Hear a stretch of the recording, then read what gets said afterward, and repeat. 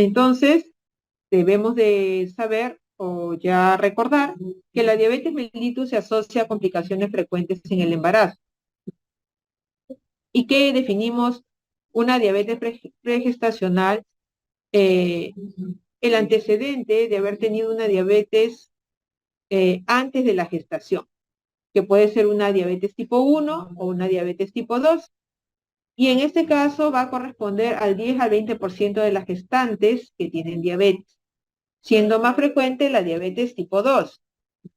Respecto a la diabetes gestacional, esta se va a iniciar o se va a reconocer durante el embarazo y corresponde al 80-90% de las gestantes que tienen diabetes.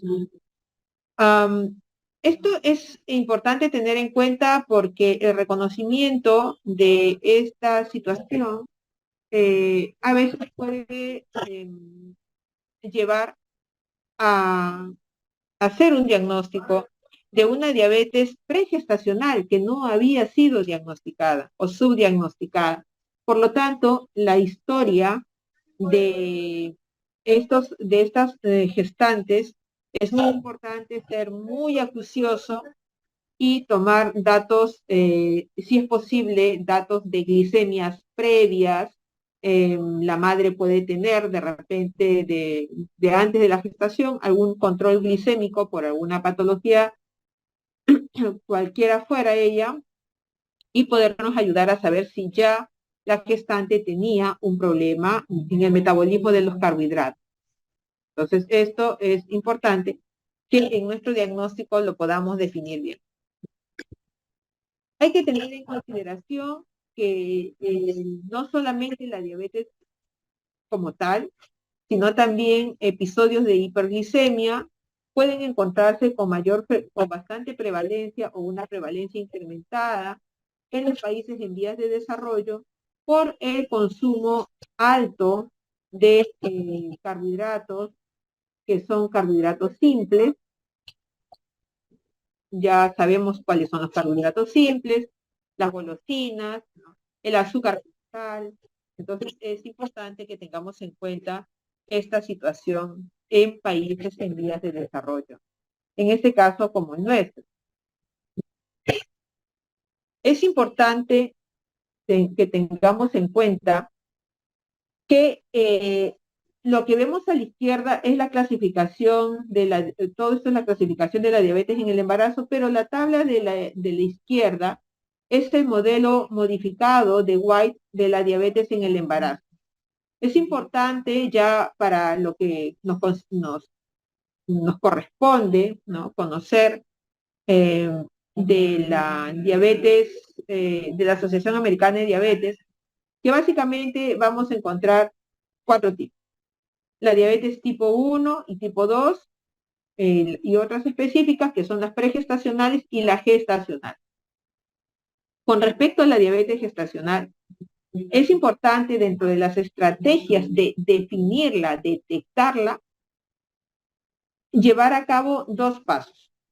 En el paso 1, nosotros, el médico que va a tener a cargo, de repente en un centro de salud, en un hospital nivel 1, tiene que tener los obstetras, las obstetras, los ginecobstetras, tener en cuenta hacer un test de ayuno, a veces un test de tolerancia oral a la glucosa con 75 gramos de glucosa anhidra entre las 24 a las 28 semanas de gestación, ¿no? Y si en ayunas se encuentran estos niveles o por encima de ellos, debemos de estar haciendo el diagnóstico de una diabetes gestacional. Entonces, en ayunas, niveles de 92 o más, o a la hora postprandial de 180 más, o a las 2 horas, niveles de 153 o más, nos hacen el diagnóstico de una diabetes gestacional. La otra estrategia es hacer varias evaluaciones, ¿no? Hacer evaluaciones, al menos en 2 niveles de glucosa, ¿no? Eh, Evaluados, 2 niveles de glucosa plasmática que excedan los niveles indicados. ¿no? Por ejemplo, en el test de tolerancia oral a la glucosa, 1 hora después de la carga, mayor de 130, o 135 o 140. Entonces, es importante que tengamos en cuenta estos datos. Habitualmente lo que se hace es la estrategia, la primera estrategia, ¿no? Tomarle el test de tolerancia oral a la glucosa, si hay mucha sospecha en la paciente, y definir si es que está teniendo estos niveles de glucosa. En cuanto a la fisiopatología, ¿qué es lo que está pasando con estos pacientes? Ocurre que el recién nacido, hijo de madre diabética, va a ser un paciente de riesgo elevado para tener morbilidad y mortalidad a causa de un mal control metabólico en la mamá que tenga diabetes mellitus, sea esta pregestacional o gestacional. Entonces, lo que vamos a encontrar en la madre, y esto se va a dar más o menos en el segundo trimestre, una disminución de la sensibilidad a la insulina. Entonces, como hay disminución de la sensibilidad, vamos a generar una resistencia, una elevación de los niveles de insulina, ¿no? Y esto genera aumento de los procesos de inflamación. Y por lo tanto, la madre va a tener niveles altos de glucosa, porque la insulina no está cumpliendo su rol. La madre con diabetes tipo 1 tiene el transportador de glucosa, el transportador número 1, sobreexpresado. Y por lo tanto, este transportador de glucosa, al estar sobreexpresado, va a producir una hiperglicemia en el feto. Otra situación es el aumento del transporte placentario de los nutrientes, como la glucosa, los aminoácidos y los lípidos, que son generados por el lactógeno placentario a nivel de este proceso de la homeostasis de los carbohidratos de la madre. Aumento de la producción de insulina fetal y de factor de crecimiento similar a la insulina tipo 1 y una estimulación del anabolismo fetal y de la síntesis de las grasas.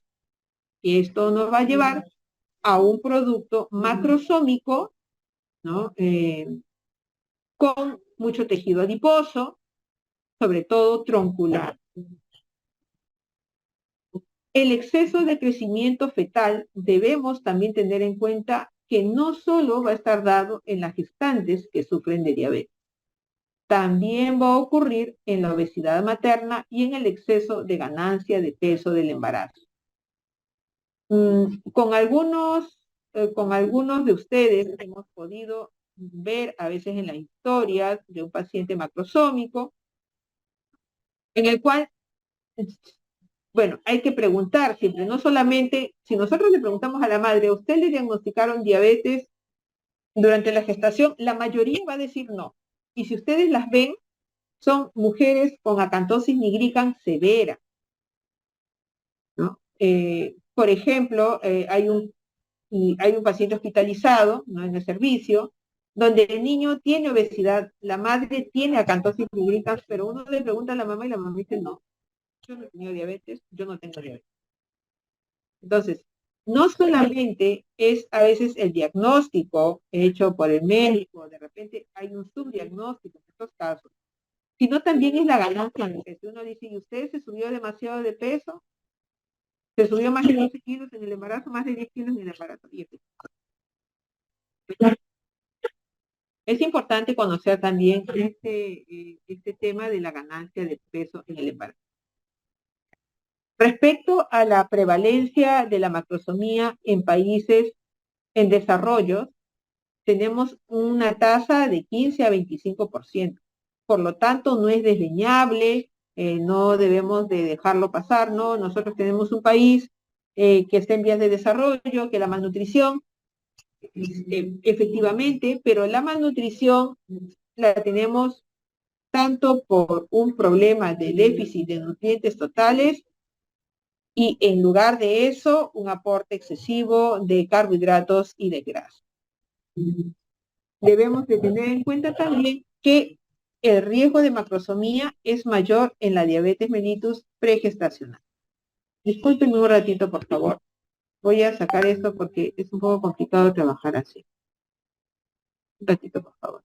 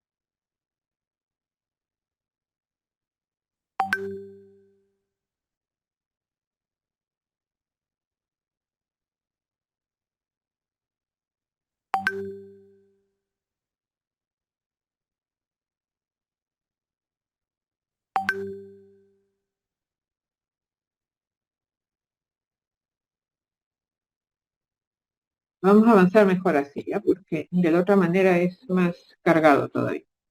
Bien, dentro de las complicaciones que podemos mencionar en el tema de hijo de madre diabética, la más frecuente efectivamente va a ser lo que corresponde a la hipoglicemia en el recién nacido, pero vamos a llevar un orden más o menos de lo que puede pasar y por eso le he puesto de esta manera. En realidad, la complicación más frecuente va a ser la hipoglicemia.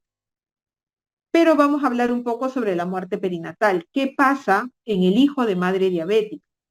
Entonces, lo que se ha podido encontrar que en la diabetes mellitus pregestacional el incremento de la incidencia de nacidos muertos es 3 a 5 veces mayor que en la población general.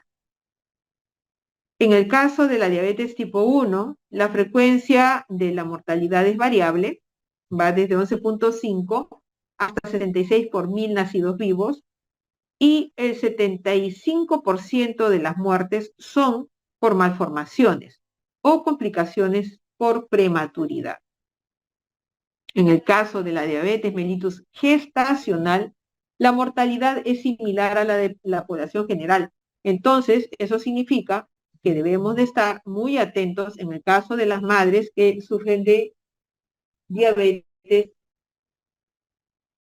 diabetes tipo 1.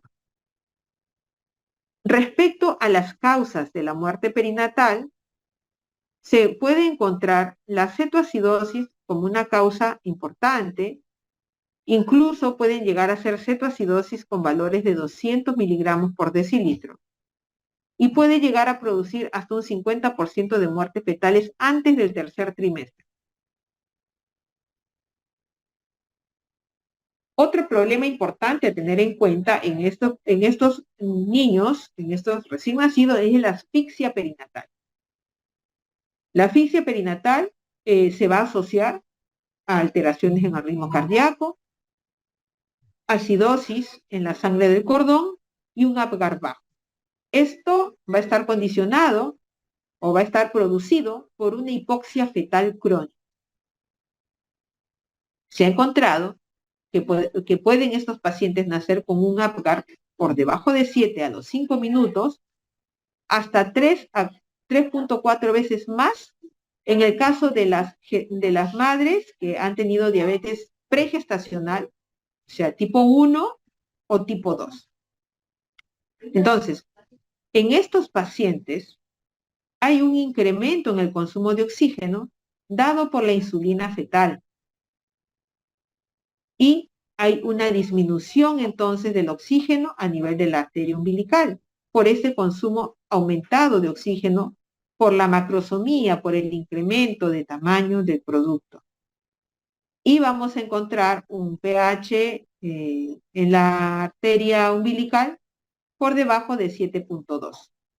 Entonces, esto es importante a tenerlo en cuenta en el momento del nacimiento del paciente. Otro problema es la macrosomía.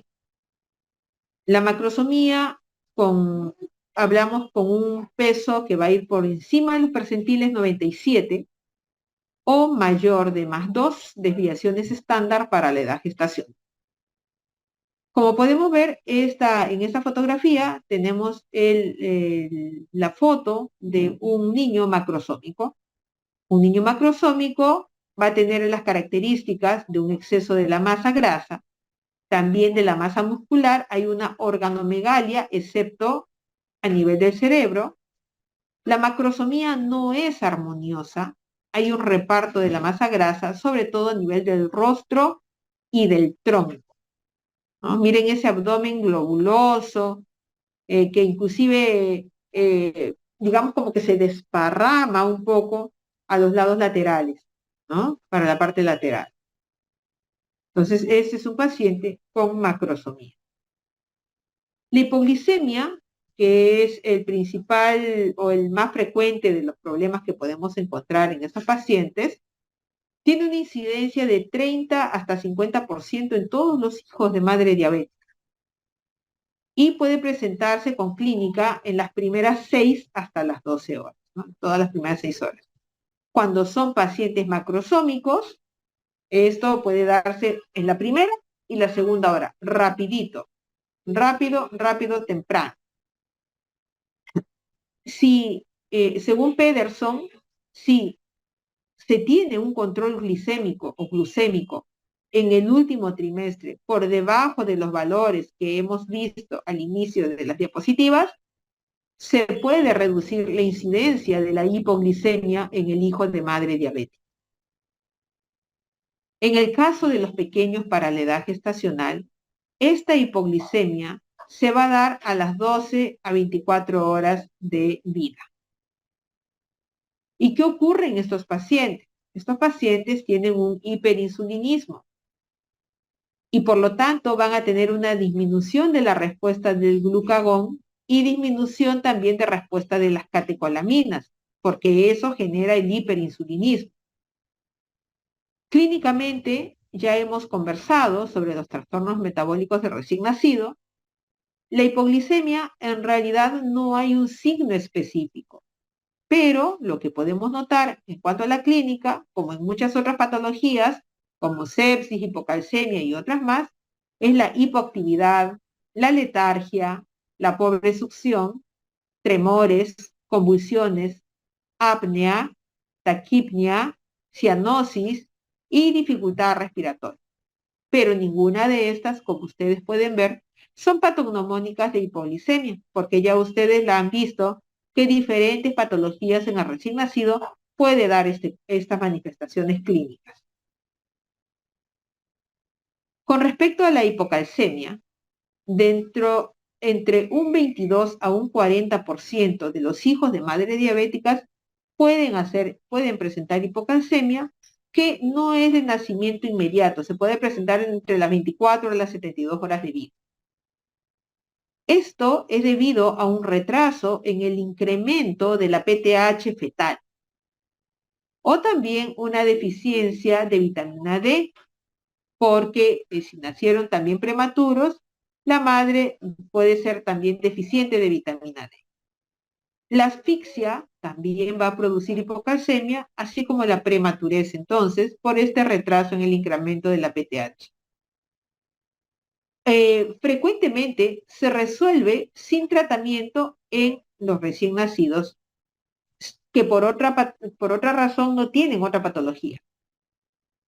Pero si tenemos un recién nacido enfermo o con síntomas de hipocalcemia que tampoco son patognomónicos, que ya lo hemos visto, puede parecerse a la de una hipoglicemia. En esos casos, si yo tengo un síntoma de algo que veo que el recién nacido que estoy yo atendiendo no luce bien, debo de hacerle un control entre las 6 y las 24 horas de calcio sérico y dar el tratamiento que corresponda. En algunos casos puede asociarse a hipomagnesemia, cuando encontramos valores de magnesio por debajo de 1.5 miligramos por decilitro. Otra condición asociada en estos pacientes puede ser la poliglobulia, que va a ser una respuesta a la hipoxia, ¿no? Hay un aumento de la eritropoyetina. Este riesgo se ve un 34% de los hijos de madres diabéticas. Puede haber ictericia y por la poliglobulia puede haber trombosis. Otro problema que es importante que reconozcamos son las malformaciones. Entonces, hay un 8 hasta 12% de las madres diabéticas que van a aportar un feto con algún tipo de malformación. Y este riesgo de malformaciones va a estar en mayor frecuencia, claro está, en las diabetes pregestacionales. Las pregestacionales. En el caso de la diabetes mellitus gestacional, la diabetes gestacional, el aumento puede ser moderado e inclusive en algunos casos refieren que no cambia en relación a la población general. Las principales malformaciones mayores que se describen en los casos de diabetes materna son, en primer lugar, en el sistema nervioso central. Entonces puede haber anomalías del cierre del tubo neural, anencefalia, hidrocefalia, microcefalia. Alteraciones a nivel cardíaca, una hipoplasia del corazón izquierdo, tetralogías de Fallot, transposición de grandes vasos, comunicación interventricular. A nivel del esqueleto, anomalías de miembros, anomalías vertebrales y costales. Pero otros sistemas también pueden sucumbir, como el sistema urogenital con agenesias o displasias renales, hidronefrosis, hipospadias. A nivel de cráneo y cara, labio leporino, paladar hendido, atresia de coanas y malformaciones oculares. A nivel del tracto gastrointestinal, atresias digestivas, esófago, intestino, ano, u otras como disgenesia caudal, hernia de la cúpula diafragmática y onfalocet. Como ustedes pueden ver en la figura, se nota una ausencia de cuerpo calloso de este producto, de este feto. ¿Y qué pasa con la embriopatía diabética? En realidad no hay una causa muy clara que explique la embriopatía diabética, que así se conoce a las alteraciones del embrión cuando viene con algún tipo de malformación, ¿no? Una embriopatía por cualquier causa. Entonces, lo que se propone, se postula, es que hay disminución de las defensas antioxidantes del embrión, que hay disminución de los niveles de prostaglandina E2 en el embrión, que hay incremento de la apoptosis celular mediante la vía de las caspasas, que va a ser inducida por un estrés oxidativo en el tejido embrionario, un tejido que recién se está formando. Y en modelos experimentales en murinos, en roedores, hay una expresión disminuida en los tejidos embrionarios de genes que tienen que ver con el desarrollo, como el gen PAX3 y el gen de la catalasa. Entonces, lo que se postula es que esta glucosa materna por encima del umbral va a generar un aumento del metabolismo oxidativo de la glucosa. Y eso sí sabemos bien que la hiperglicemia genera un estado inflamatorio o al menos proinflamatorio. Eso sí está más que estudiado, ¿no? Sabemos que los pacientes con diabetes no controlada tienen un estado proinflamatorio permanente, constante. Bien, entonces tenemos este aumento del metabolismo oxidativo, va a generar hipoxia y sobreproducción de estas sustancias de óxido reducción, ¿no? A nivel mitocondrial. Y vamos a tener inhibición del coactivador transcripcional. Vamos a tener alteraciones. Esto es son, digamos, coordinadores en el metabolismo. Vamos a tener alteraciones en la activación sincrónica de los genes importantes en el control de la morfogénesis temprana. El óxido nítrico, regulación negativa de la P53 y por el óxido nítrico, una inducción en la transcripción del gen PAX3.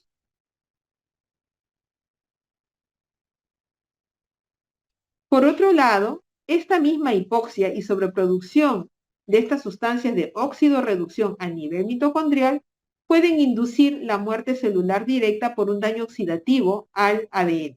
Estos son, claro, teorías, ¿no? Y en este caso, estas van a tener un efecto teratogénico en el embrión, por eso se llama embriopatía diabética. Por otro lado, también va a haber alteración en la glicosilación de las proteínas tipo histona y ruptura de las cadenas simples en el ADN genómico, con pérdida de la integridad del ADN. Entonces, se postula que esas serían las causas por las cuales el niño va a venir con una malformación. Sabemos también que otra de las complicaciones que podemos encontrar en los niños, si bien podemos encontrar macrosómicos, pero también podemos encontrar prematuros, hasta en un 25% para los casos de diabetes mellitus pregestacional. Ahora, esta prematuridad es prematuridad tardía, como ustedes pueden ver, ¿no? 34 a 36 semanas. Las causas habitualmente están dadas por un retraso en el crecimiento y por complicaciones en la diabetes pregestacional. Ustedes comprenderán que estas gestantes que no están bien controladas pueden tener complicaciones ya como hipertensión. Y por lo tanto, mal aporte nutricional al producto y tener un producto pequeño, prematuro, por la hipertensión y las complicaciones de la diabetes de la madre. Retraso en el crecimiento. Entonces, como podemos ver también acá, la hiperinsulinemia materna y el aumento del factor de crecimiento similar a la insulina pueden activar las metaloproteinasas, la número 14 y 15, y estas tienen una acción a nivel del remodelado tisular, de la invasión del trofoblasto, produce angiogénesis y proliferación de células placentarias. Todo esto hace que la placenta se engruese y genera poco espacio, anomalías del desarrollo y de la función, ¿no? Va a tener la placenta y por lo tanto eso va a repercutir en el crecimiento del niño con un retraso del mismo. Estos pacientes también pueden tener dificultad respiratoria, que pueden estar asociadas a las anomalías cardíacas, como embriopatía de la diabetes, que ya lo conversamos, o también anomalías pulmonares. Estos pacientes pueden tener problemas de retraso en la maduración pulmonar. ¿Por qué? Porque el aumento de la insulina bloquea el cortisol y por lo tanto va a haber una falta en la producción de surfactante por los neumocitos tipo 2 y por ello poca producción y por ello retraso en la maduración pulmonar. Entonces, eso es una causa, una consecuencia también de eso. Entonces, ¿qué es lo que tenemos de las consecuencias fisiopatológicas y clínicas de la diabetes materna? Bien, la hiperglicemia periconcepcional y del primer trimestre nos puede generar ¿qué? Una embriopatía diabética. Ustedes saben que la mayoría de los órganos se van a estar dando en las primeras 8, 14 semanas. La hiperglicemia materna del segundo y el tercer trimestre nos va a llevar a un hiperinsulinismo fetal. ¿Ya? A través de la placenta, aumento del paso de nutrientes, por lo tanto que tenemos un anabolismo incrementado a nivel del feto. ¿Y esto a qué va a llevar? A un aumento del consumo de oxígeno, a una hipoxia fetal y a una muerte fetal o asfixia perinatal. Este incremento del metabolismo fetal nos va a llevar también a una macrosomía que en el momento del parto nos puede llevar a traumatismos obstétricos del recién nacido. Esta macrosomía nos va a generar hipoglicemia, tanto por el hiperinsulinismo, y el tema de la poliglobulia ictericia. La macrosomía nos va a llevar a complicaciones metabólicas a largo plazo. A largo plazo. Recién nacidos, hijos de madre diabéticas, pacientes recién nacidos con hiperinsulinismo por la condición materna, a la larga tienen una mayor frecuencia de enfermedades metabólicas, obesidad, diabetes, enfermedades cardiovasculares. Este hiperinsulinismo fetal también estimula el incremento de las células cardíacas, llevando a un incremento en la misma de la hiperplasia, hipertrofia del músculo cardíaco y una cardiomiopatía, que puede generar dificultad respiratoria, y por otro lado el hiperinsulinismo fetal por el hipocortisolismo que produce disminución de surfactante y también dificultad respiratoria, ¿ya? Entonces, eso es lo que tenemos con las consecuencias fisiopatológicas y clínicas de la diabetes mellitus materna. Ahora, lo que se trata de comprender esta situación es poder ayudar que no se den casos como este, ¿no? Que no se den este paciente macrosómico que tiene que estar en UCI, súper monitoreado, invadido, ¿no? La idea es evitar eso y tratar de que así sea una madre con una diabetes pregestacional, pueda tener un producto que vaya a su casa, que vaya con ella, ¿no? No que se quede hospitalizado, no que pase todas las complicaciones que pueden pasar los bebitos con esa condición. Entonces, ¿cuál es la idea? La idea es que entendamos que debemos de tener objetivos en el caso de las diabetes mellitus pregestacional. ¿Cuáles son esos objetivos? Que la madre tenga una hemoglobina glicosilada menor de 6.5, que su glucosa entre ayunas esté entre 70 y 90, que las glucosas 2 horas postprandiales estén entre 90 y 120, que a las 22, 24 semanas de edad gestacional se haga un ecocardio fetal para ver si está teniendo una hipertrofia del músculo cardíaco, y que se controle cada mes el crecimiento fetal desde las 28 a las 30 semanas. Con eso, o sea, haciendo un seguimiento, un trabajo en la historia clínica de esto, entonces podemos actuar rápidamente y evitar la figura número 1. Es así que para poder atender un hijo de madre diabética, nosotros debemos de postular el manejo adecuado de la diabetes mellitus, es decir, mandarle a la mamá con su endocrinólogo, endocrinóloga, que le tenga un control bien estricto, bien cercano. Hacer entender a la madre las patologías a las que va a someter a su hijo si no hay un buen control de su enfermedad. Maduración pulmonar fetal adecuada. Esta es otra situación que debemos también de tratar de manejar si en algún momento se han dado episodios de hiperglicemia con hiperinsulinismo. Y contar con una unidad de cuidados intensivos neonatales que tenga una capacidad de resolución para pacientes con la patología con la que pueden nacer estos bebés. Desde la asfixia, la hipoglicemia, la hipocalcemia, las malformaciones por la embriopatía. El hermano salió de la... Por favor, apaguen su audio. Es importante para que nosotros podamos hacer un buen seguimiento, más o menos guiarnos así con por acá, ¿no? Con estas cosas nosotros debemos de estarnos guiando. Entonces, ¿qué debemos de hacer en el caso de la mamá? Evaluar factores de riesgo para diabetes mellitus en la madre que, por ejemplo, no tenga una diabetes pregestacional. Un índice de masa corporal por encima de 25, la edad mayor de 35 años, historia familiar de diabetes tipo 2 o la historia de que haya hecho una diabetes gestacional en un embarazo previo o que tenga o que haya tenido en algún momento un recién nacido macrosómico.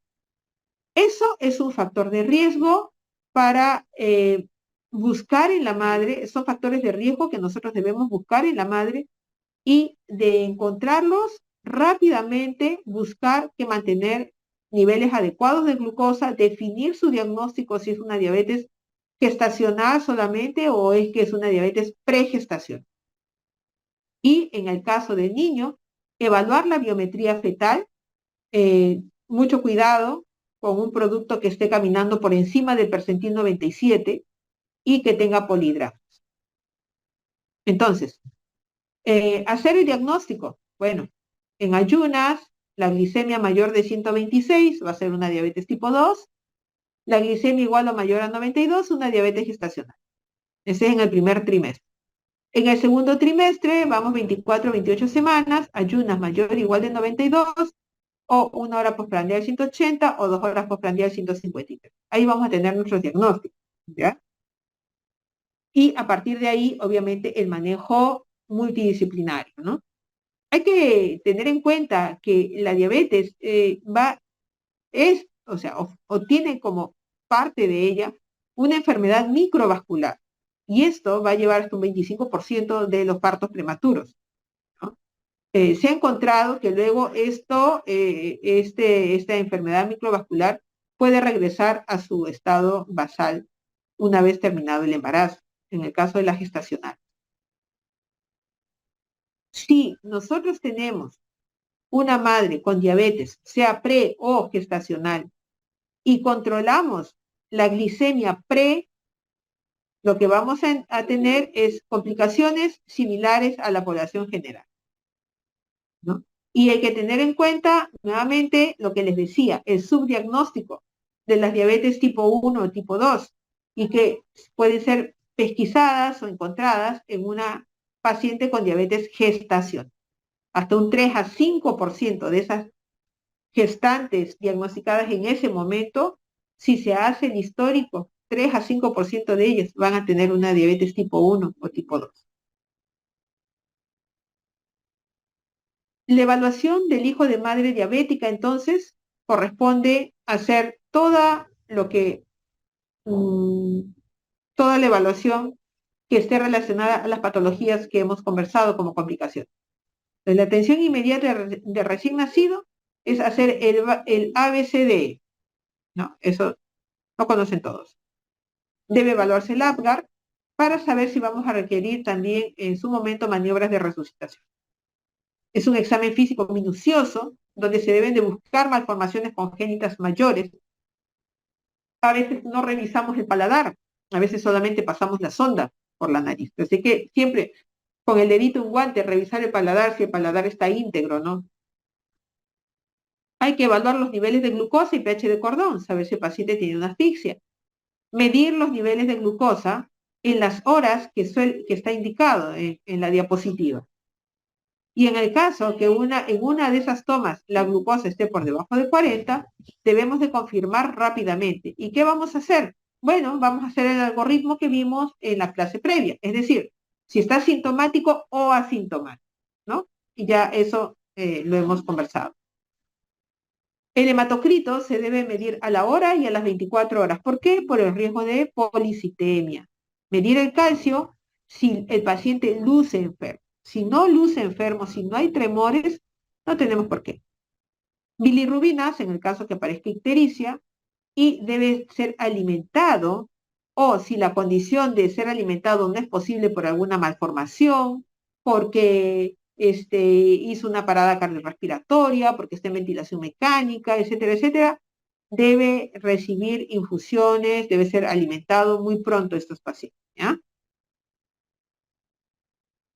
Entonces, es importante tener un equipo en la sala de partos, debe haber un reanimador, a la par que debe estar de la mano con alguien que nos haga la exploración física rápida, como le había mencionado, ver si tiene síntomas o no tiene síntomas, ver si la glucosa está por debajo de 45, mencionan ya en estas pautas, o la calcemia por debajo de 1.05 milimoles, pasarlo a neonatología si tiene alguna de estas manifestaciones, o puede pasar a cuna solamente, ¿no? Y ver a la madre, qué pasó con la madre.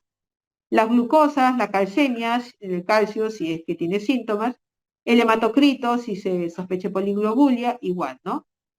Y estos pacientes, cuando uno va a dar el alta, se debe de descartar las patologías cardíacas, las masas abdominales y cualquier otra malformación.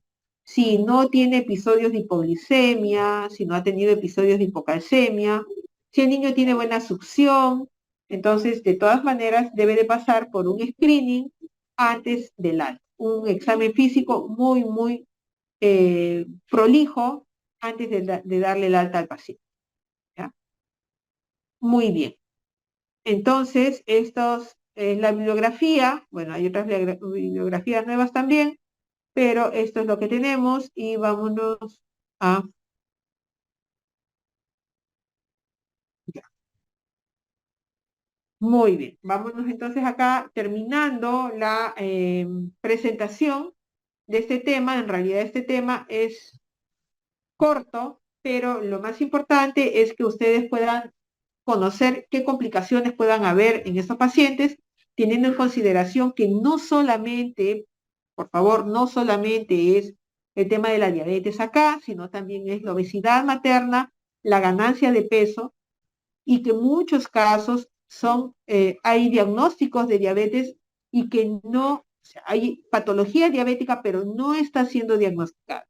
No se están tomando las medidas de las glucosas como corresponde, como indica, y nosotros tenemos acá mucha persona obesa, mucha persona con sobrepeso, en la cual creo que no se está haciendo de manera adecuada el screening, porque si no, de repente tendríamos más de estos pacientes diagnosticados, ¿no? Muy bien, ¿hasta acá alguna pregunta, por favor? Sí, te escucho. Doctora, con respecto a la hipocalcemia como complicación, ¿es igual de frecuente o la frecuencia es igual en una madre diabética pregestacional que en una madre diabética gestacional? No, es mayor en la madre diabética. ¿Por qué? Porque son niños que van a tener una poca respuesta de la paratormona. Tienen un retraso en la producción de paratormona. Entonces, ellos, por ese motivo, es que pueden hacer hipocalcemia un poco más frecuente. Pero si no hay síntomas, en realidad, solo de repente como por precaución en algunas UCIs que tienen la posibilidad de hacerlo, medir el calcio entre las 6 a las 24 horas.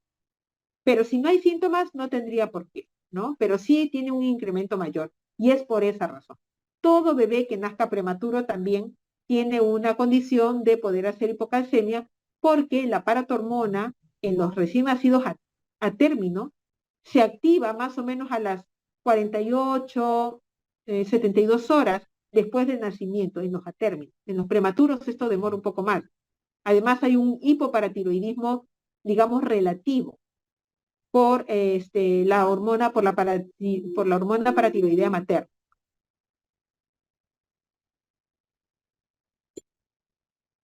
Gracias, doctora. Ya. ¿Alguna otra pregunta?